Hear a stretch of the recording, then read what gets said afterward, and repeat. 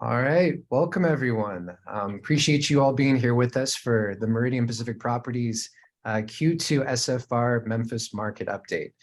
My name is Brian Conlon. I'm the Director of Business Development here with Meridian Pacific Properties. And today we're going to do what we've been doing really the past quarter for the past, or let me back up and rephrase that.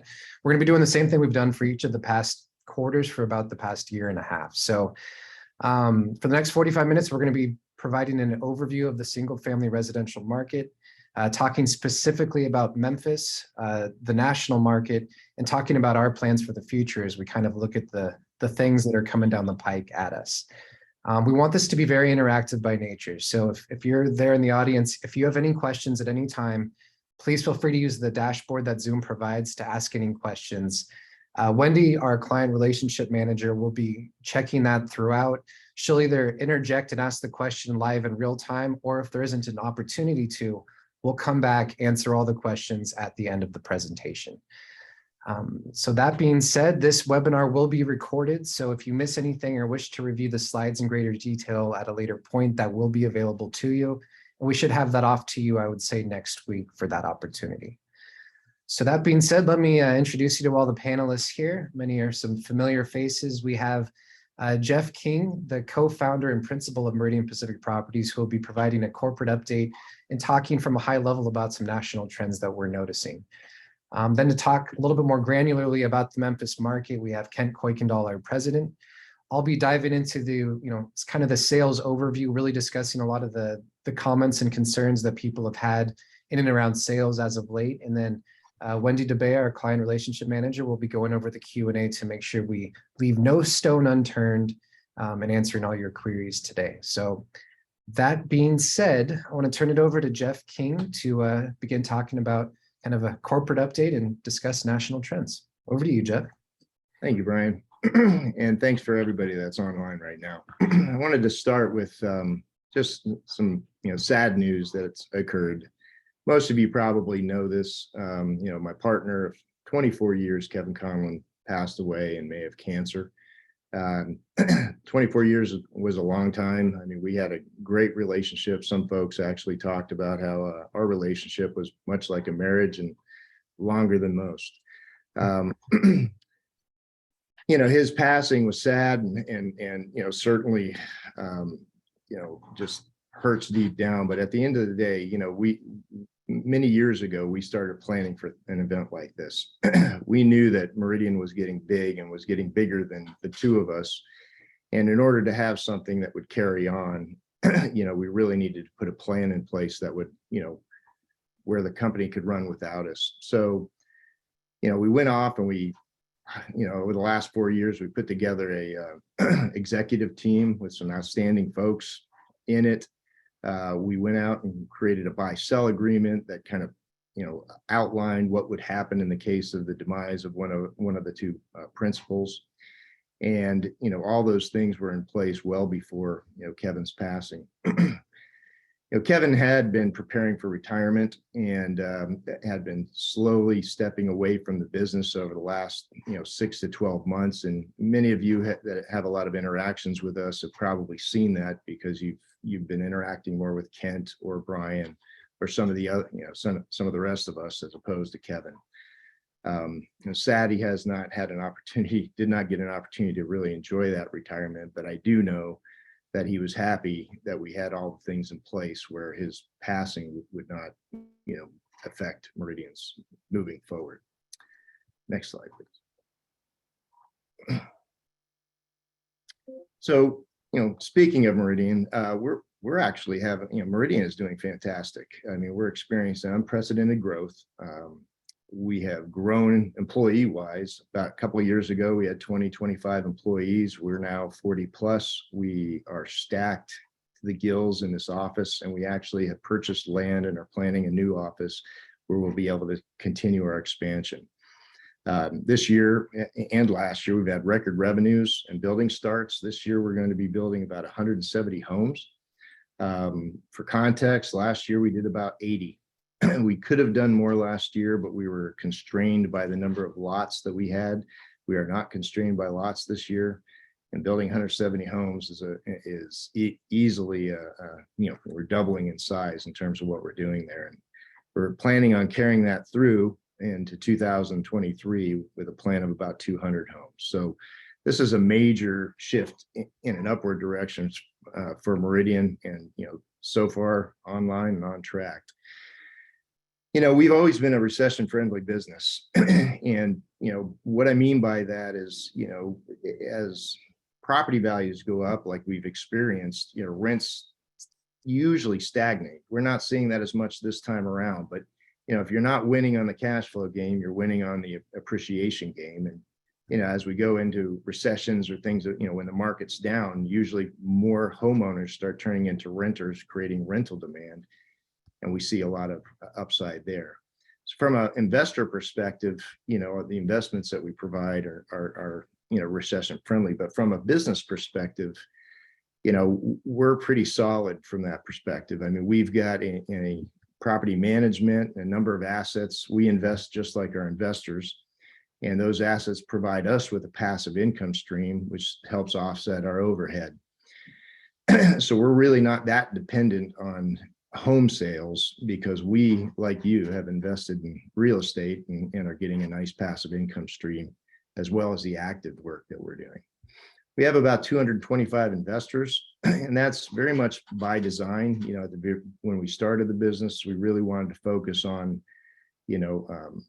high quality, intelligent, solid investors, folks that had, the capacity to purchase multiple properties. And you can see we've got over 1,000 properties under management, and that's exactly what's been happening.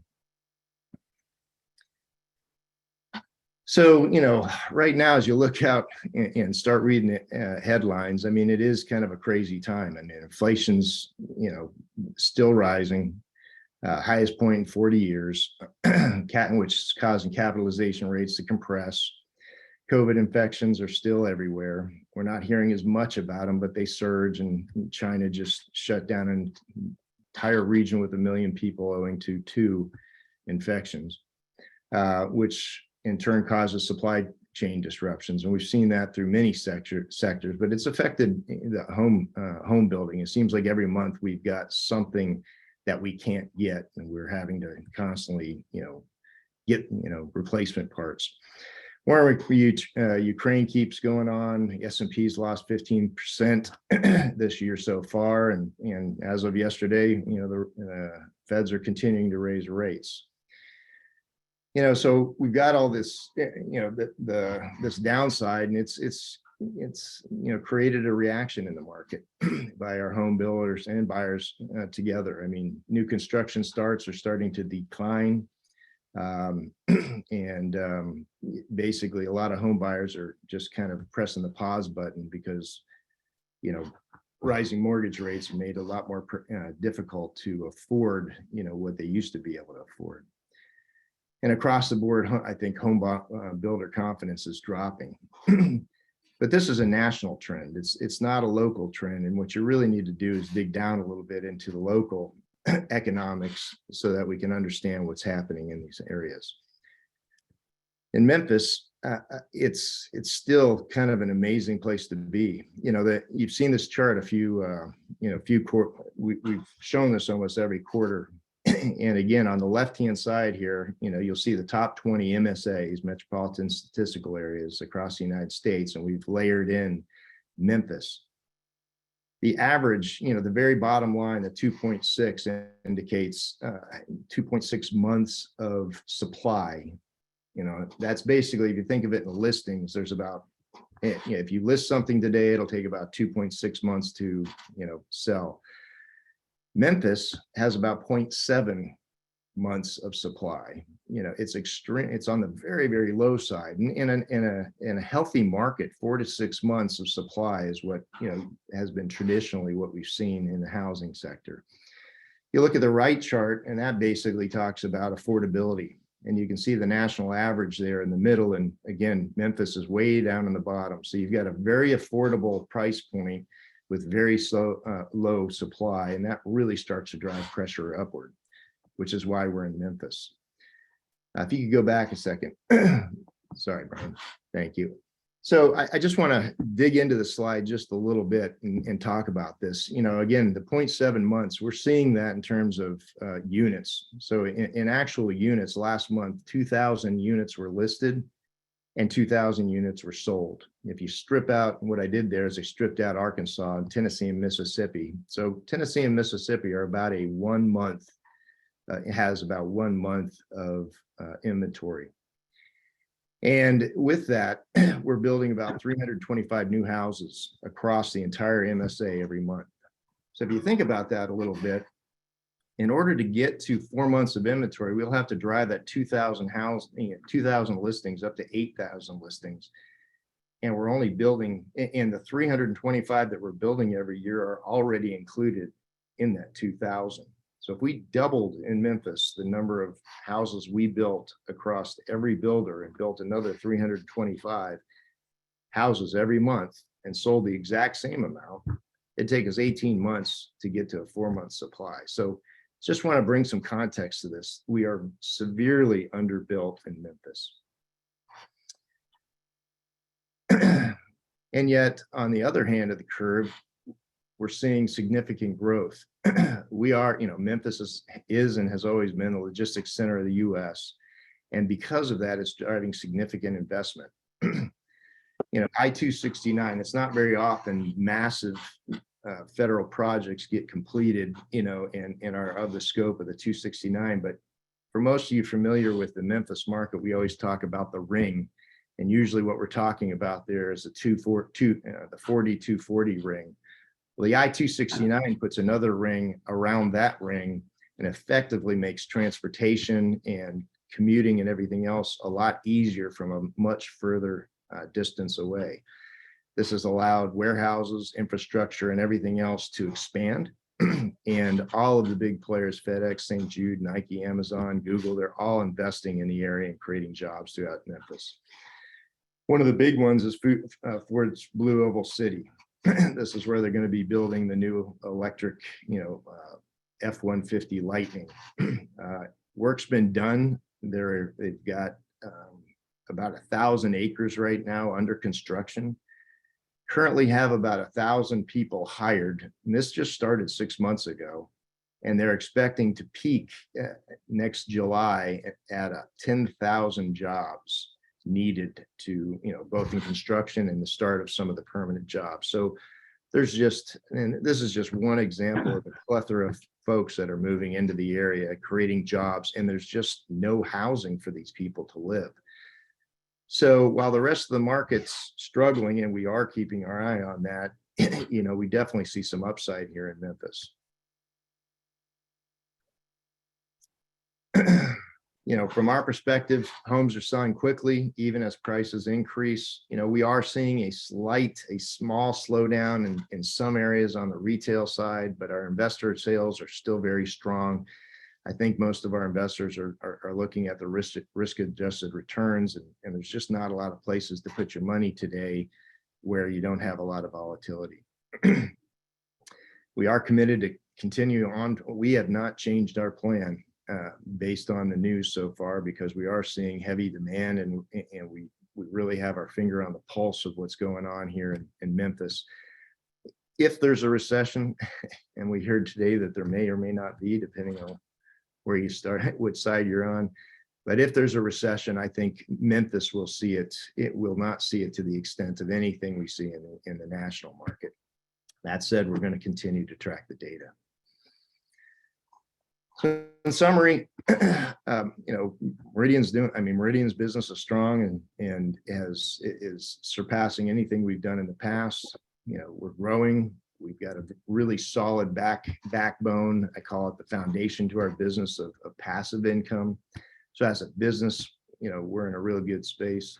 The build for rent segment, you know, both with individual investors and with institutional investors, continues to grow. I mean, we're in discussions right now with institutional investors that want to buy hundreds of homes. And, you know, just the very fact that they are still pushing very hard for access to housing, you know, kind of helps to strengthen the story. So with that, I'd like to pass it on to Kent, who's going to give us a little more details into the Memphis market. Thanks, Jeff. Thanks for the summary. That was excellent. Before we get into Memphis real quick, Jeff talked a lot about how the single family rental industry is poised in the market. And, obviously you can imagine we pay attention to a lot of research, and one of our go-tos is the John Burns organization, which has about 150 people collecting and distributing data on the housing market all the time. And in their latest report on June 30th, and then they updated this just last week, two main headlines stood out. One, the single family rental industry is poised to ride out the recession risks. And, Jeff talked about that just by the nature of the industry. And if you go to the next slide, the SFR industry historically benefits from rising mortgage rates as the for sale market cools. So as houses become much more expensive, not only in appreciation, but financing cost, it's a bit of a double whammy that really drives people towards renting, if not in the long term, certainly in the short term. So, we view this as a double-edged sword, this recession, and it will really help or give support underneath the investment property business. And we do a fair amount of for sale business now. And so we are moderating that part of our business a little bit as we see that. But, the backbone of our business is passive income and investment properties.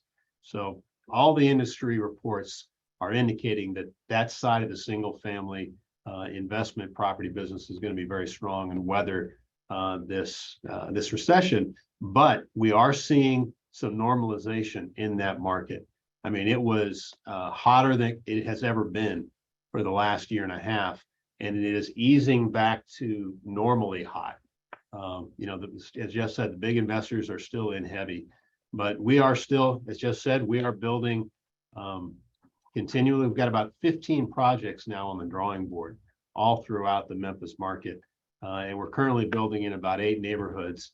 And, we've had to grow our staff, as Jeff talked about. We went from 2 construction superintendents to 5 this year. And we actually hired a director of construction who just joined us with 25 years of construction experience in our business. He just joined us 4 months ago. So we are gearing up for the future. We're still seeing some supply chain issues, but they're much less than they ever have been. But they're still there.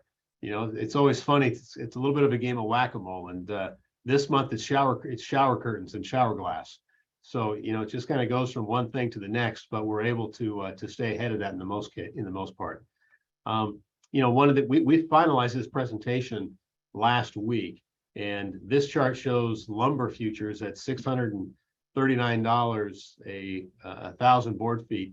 During the height, at the absolute peak, that number was $1,600.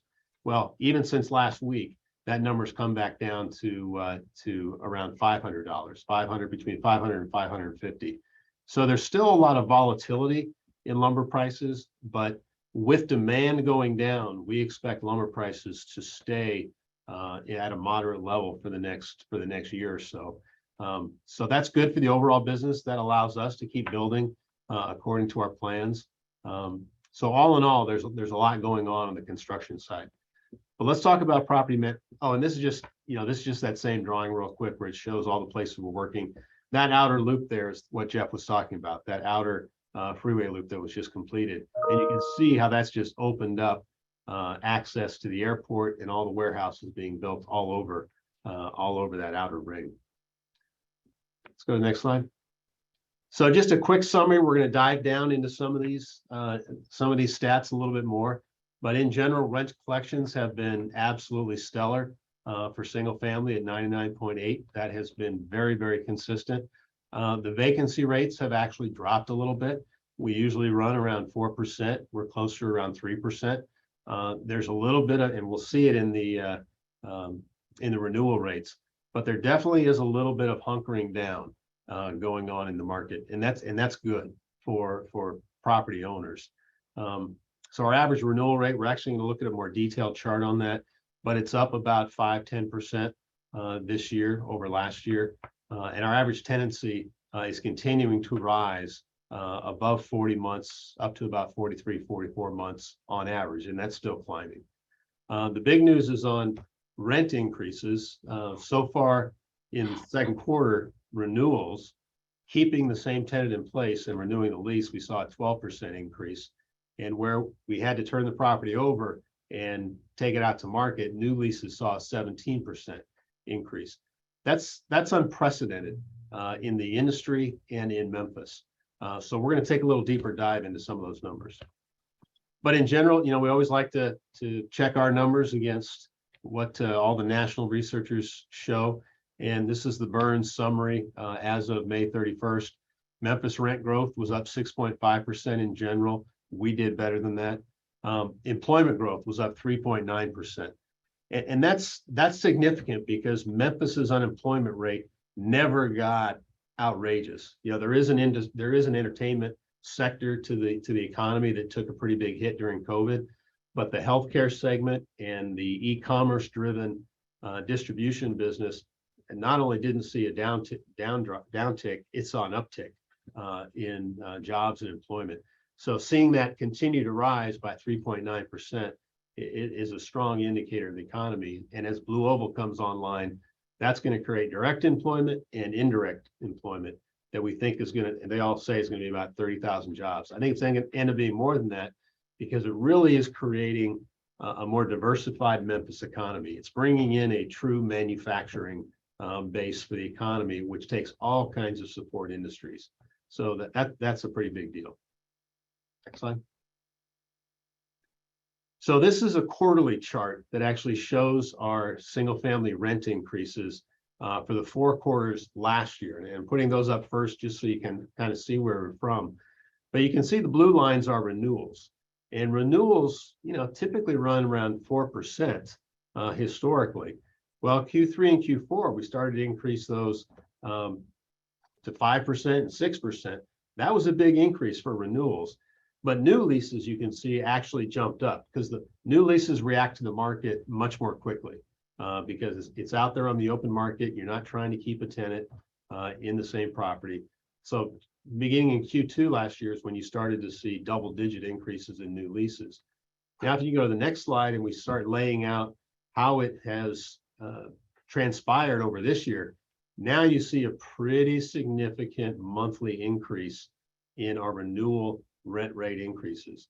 And this is where our leasing team has really gauged themselves against not only industry metrics, but they have had to really dive into the markets to understand what the different neighborhoods can support, because this is a fine dance, right?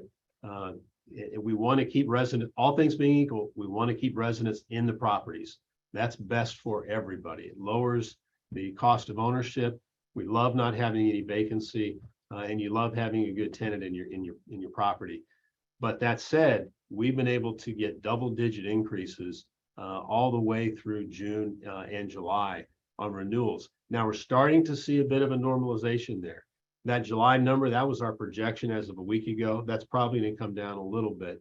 But the new leases, as leases expired in Q2, we're starting to see some of those 18-month leases come back through.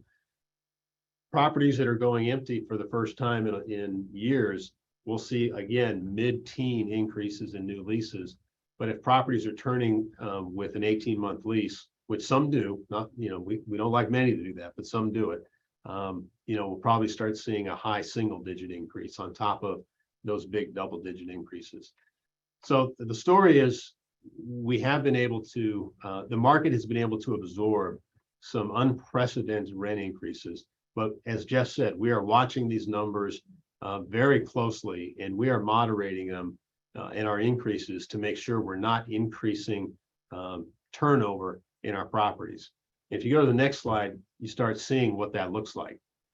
So renewal rates, this is the percentage of residents who renew their lease and stay in the property. And it's a bit seasonal by quarter.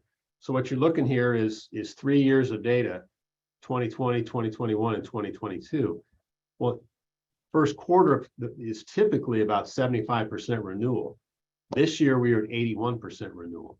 So even with the increases in the rents, the renewal rate went up about 6 percentage points, or almost 8%.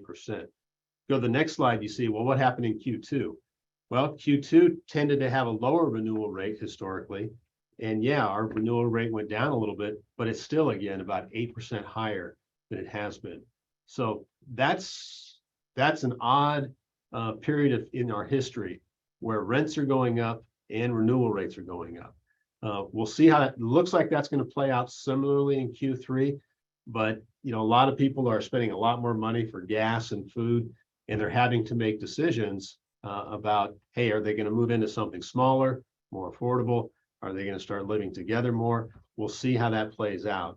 But what we've seen in July is a bit of a moderation on these increases, but probably better than we were in the historical Q3. And this kind of looks at the renewals by themselves. And this is where it kind of puts a finer point on it, where you see renewal rate increases were pretty flat all of last year by quarter. So this is looking at by quarter, not by month for this year. And you can see we averaged a full 12% in the second quarter this year. Go to next slide. And new leases, we slowly crept up to that 15-16% range and have pretty much stayed there. And we do expect that to continue. Now, that doesn't mean every property is going to get that kind of lease. There are always some neighborhoods that don't perform that way, and some neighborhoods that actually do a little bit better. And that fluctuates with time. But this is just kind of on average as we're looking at all of our neighborhoods. So the news is good, or has been good for the last 6 to 18 months. But again, we're going to start seeing some moderation on this and coming back into the high single digits probably by the end of the year. Next slide. Oh, that's it. Well, now I want to turn over to Brian. In today's environment, that changes some of the dynamics around adding new properties, and Brian's going to walk you through what that looks like. Awesome. Thank you so much, Ken. Yeah, it's a pretty interesting time right now on the sales front as far as what we're seeing happening right now. I mean, home values and rents have continued to rise. Interest rates have been going up at an unprecedented rate. Jeff was mentioning that there's, depends on who you talk to, but there's these fears of recessions looming. There's a lack of clarity around the future of real estate, and yet building is continuing. So we're going to talk a little bit about how those conversations are going, what we're understanding, what we're reading, what we're seeing. And we're not much for speculation, but we are interested in understanding how the economy has responded in past recessions to really give us some sort of indicator as to what may transpire with this one. So kind of diving into each of those specifics, I want to start by talking about interest rates. So a thing that jumped out to me from this most recent Burns presentation was that monthly payments have increased by 32% since January based solely on the interest rate hikes. So that has had a corresponding impact of people can no longer afford real estate. There's been a softening in the market, specifically the for sale market. And much of that is different by the submarket that you are in.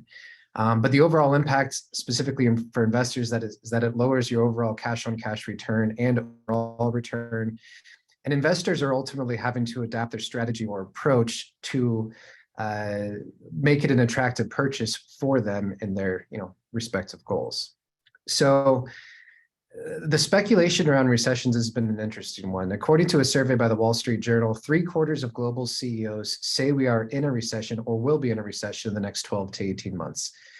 And so much of the feedback or questions that I've been getting is, well, if a recession's looming, how is that going to impact real estate? So first off, let's talk about interest rates and what's happened in recessions throughout time. So according to mortgage specialists, throughout history, during a recessionary period, interest rates go up at the beginning of the recession. But in order to come out of a recession, interest rates are lowered to stimulate the economy moving forward. Historically, we have seen a repeated uptick in interest rates followed by lowered interest rates. And you can see the past 6 recessions there in the graphic to the right, where it talks about the recession or the mortgage rates on a 30-year fixed conventional product at the start of the recession, and then the interest rate at the end. So in all 6 cases, they have gone down. Additionally, the John Burns data that they just talked about last week was, they were kind of giving their best guess possible as to what interest rates are going to be doing in the foreseeable future. And they ultimately assume mortgage rates will trend down because that is what the bond market is assuming. So the assumptions are that bond yields will decline.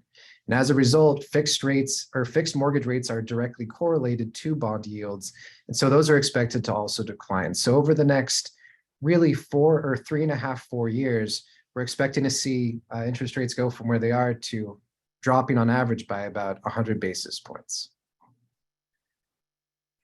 Now, if we look at the recession impact on home values, I mean, especially due to the 2008 crash, there was a lot of concern around, hey, we have a recession coming. Does that mean home values will tank? Well, not necessarily.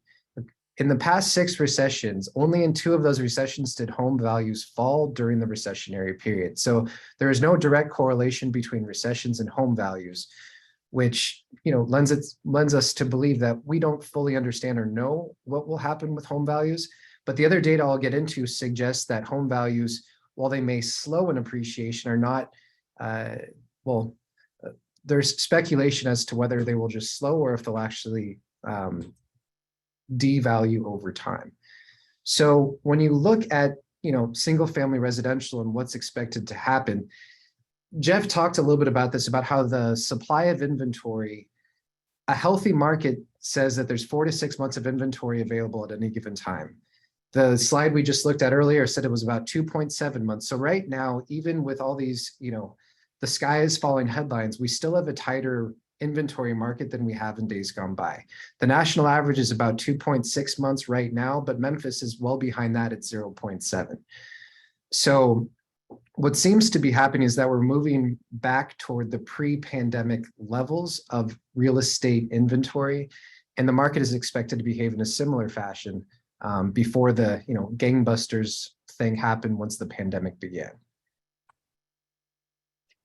So David Ramsey, he's a podcast personality, talks a lot about finance. So what he was quoted as saying is the root issue of what drives home prices almost always is supply and demand. Now, interest rates affect that. When interest rates go up, there are fewer buyers because less people can afford them. The demand goes down, thus prices are going to soften or not be as crazy as they have been. And that's what we're seeing right now. So you could even see in these revised forecasts for 2022 appreciation, we've seen that there's still expected to be appreciation this year, and that ultimately there's a deceleration in these home values as far as appreciation goes, but we do not, at least right now, see depreciation specifically in the Memphis market. And once again, this is a phenomenon that we expect to be different submarket to submarket based on the local economics that are driving that local real estate market. All right, so what is the outlook for SFR? This was an interesting quote on realtor.com. Experts don't believe the market is in a bubble or a crash is in the cards like during the Great Recession. The nation is still suffering from a housing shortage that has reached crisis proportions at a time when many millennials are reaching the age when they start to consider homeownership. That's likely to keep prices high.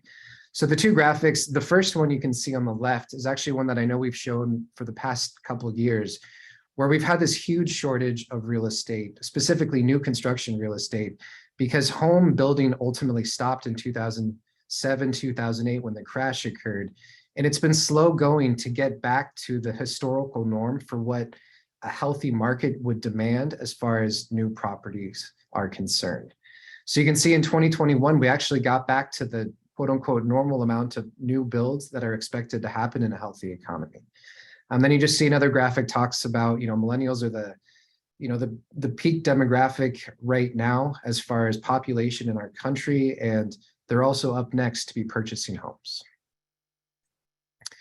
All right, so what are investors doing as a result of all this stuff going on? So there's kind of a short-term approach and a long-term approach that many people are adopting. On the short-term side, people are lowering their loan to value. With interest rates being as high as they are, if you put 20 or 25% down, it's not likely that you're going to get a positive cash flowing property, which is one of the major perks that people get investing in Memphis.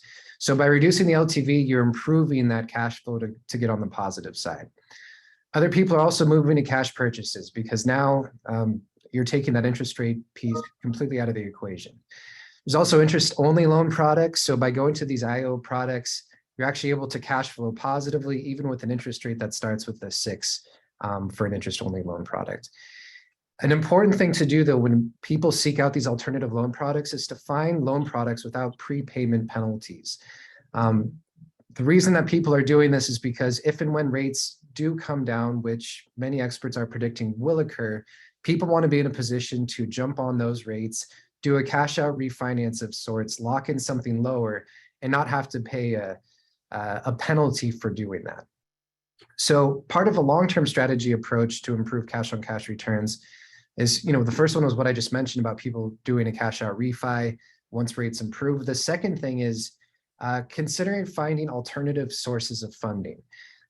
Whether that's people can find or get access to cheaper forms of capital by, doing a home equity line of credit on their primary residence, borrowing against their brokerage account, and ultimately creating a line of credit. But these alternatives, especially if, for instance, people don't have as much confidence in the stock market right now, are great ways to lock in lower interest rates and basically pay themselves back with interest for those particular investments. So creativity is at an all-time high as a way to kind of get over this initial hump of where interest rates are pretty poor, knowing that there is a strong belief in how solid the single-family residential market is. So now we're going to talk a little bit about just the investment opportunities for the remainder of 2022 and the ones that are right around the corner in 2023. So all of these subdivisions we have talked about in past webinars. So I might move through the first few a little bit more quickly, knowing that if you ever want to have a sales conversation about these, I'm always just a phone call away. So these are the communities in which we're building. This Hedgerow subdivision is especially interesting because just off of the screen here where this 40 is where the Blue Oval City job site is going to be. So where all those tens of thousands of jobs are being created is right up here where my cursor is. So anything in this kind of the northeastern part of Memphis is becoming a very attractive place for folks looking to be working up in that area. So first one is Rasco Farms. This is in South Haven, Mississippi. I think we're actually down to 6 homes left in this particular subdivision. South Haven is one of the communities that we've been in since we moved to Memphis in 2008. So it's well established. The Memphis airport is just to the north, and just to the south, kind of where my cursor is where a lot of the logistics infrastructure sites are going. So service centers, fulfillment centers, warehouses, their land is being bought up and these things are being built up very quickly out there. It's a quality school system. I would say it's kind of in the good stratosphere of schools, whereas Olive Branch I would classify as being great. It's very much centrally located, so you're right in the thick of the action, close to jobs, close to schools, etc. And DR Horton is building out the majority of that subdivision, so we're one of the final phases there. It's just been a great performer for people already in that particular market.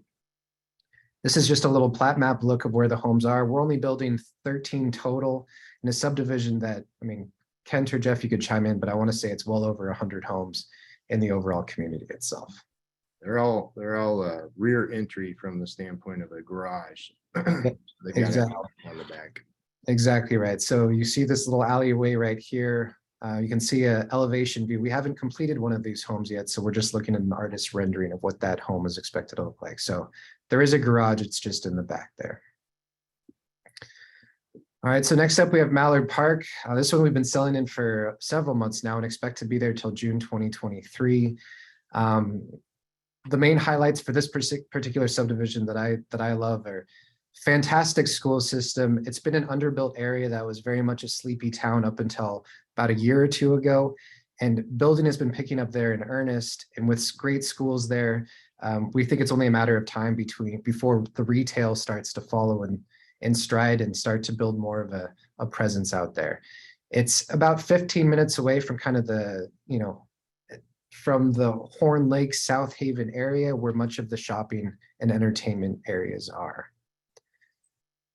All right, next up we have Nicole Place. We've been building there for well over 6 years. We're building out kind of the last phase of this particular subdivision. This area, when we started building there, it felt almost more like a rural area. Now, just almost across the street, there's a 1 million square foot warehouse that's just recently been built. So there's a lot more activity. This area has become a lot more desirable for homeowners out there as well. And so for what we're building out there, which is only a portion of what you see here in yellow. We're going to be selling a number to investors and also to for sale homeowners. So this is a picture of one of the homes that we originally built in one of the prior phases. So that's it for what we're going to have available in 2022. But moving into 2023, I want to talk about the next subdivisions that are going to be coming online. One is in Olive Branch, Mississippi, which is, because of the school system especially, it's been one of our favorite communities to build in. Very well established, rated as a top 5 city in the United States for a number of years running by Money Magazine as one of the best places to call your home in the United States, primarily because of safety, quality of the job market, and schools. So we're going to have about 30 homes available to investors, which will be a combination of both townhomes and single family homes. Next up, I've mentioned a little bit about Hedgerow subdivision. We've already built out a phase there. And in 2023, we're going to be building out some additional phases. We love the fact that we got our hands on more inventory there, primarily because of Blue Oval City. And other nice thing about that area is, while the specific school system in that area is not great, there is an opportunity for both private schooling, or for a nominal fee, you can actually send your kids to, it's over here in Arlington, just down the road. You can send your kids to public school there. And those are Olive Branch quality schools, which are phenomenal. It also has one of the lowest tax rates. Last I checked, it was about 0.4 to 0.6% of the home value is your taxable rate. So historically speaking, these have been some of the highest cash flowing properties that we've had. And so we're going to have quite a few of those coming down the pike over the next really several years. So we expect to have over 100 homes, which will be available to both investors and home buyers alike. So that's kind of what we have on tap on the sales front. So with that being said, Wendy, I'm going to turn it over to you. I have not been looking at the chat box, so I'm not sure if we have any questions that you'd like to go through. Yeah, nothing so far, Brian. If you guys have any questions for our panelists, please put them in the chat and I'll be happy to read them out and assign them to the correct person. Perfect. Yeah, I mean, if nothing's coming through, we may just go ahead and wrap up. I'll give another minute or so. And while we're waiting for that, I just once again want to thank everyone for your continued trust in us, for being clients of ours, for always being available and open to provide feedback. We're always committed to improving the experience for investors, and always welcome feedback in ways so that we can really improve the services that we offer our investors. So with that being said, we're going to get this posted online, like I said, in about the next week. I'm going to put our contact information up. You're welcome to contact any of us if you have any questions about anything. We're always here to be educators first and share with you what it is that we're learning, seeing, understanding, as we think it's very important that you guys all be educated to have more confidence and belief into what it is that we're doing. So with nothing else coming in, we're going to go ahead and wrap it up and leave it there. Thank you all again, and we'll see you guys soon. Thank you.